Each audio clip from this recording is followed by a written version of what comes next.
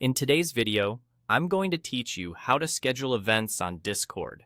If you run a community, host game nights, study sessions, or team meetings.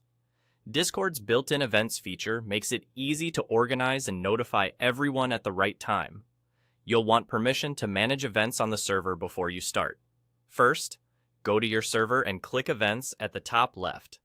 On desktop, you'll find it near the server name, often with a small calendar icon. On mobile, open the server sidebar and look for events in the list. This takes you to the Events Hub, where upcoming and past events are shown, so you can keep everything in one place. Next, select Create Event. This opens a guided setup window that walks you through the details.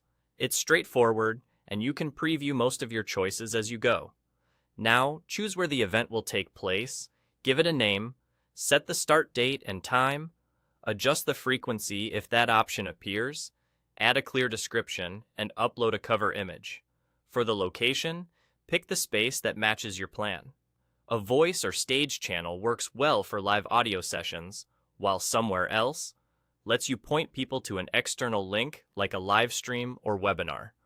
Keep your event name short and specific so it's easy to scan in the server list.